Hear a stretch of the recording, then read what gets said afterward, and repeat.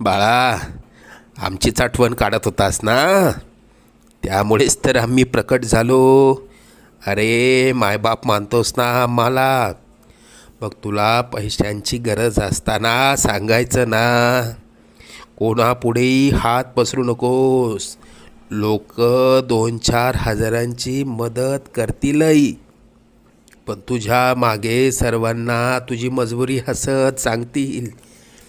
आता तुला कोणापुढे हात पसरण्याची वेळच येणार नाही.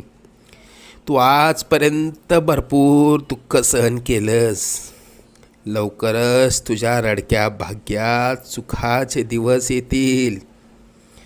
तुझ्या मनात असलेली इच्छा पूर्ण होऊन अक्कलकोटला पेढे घेऊन येणं होईल.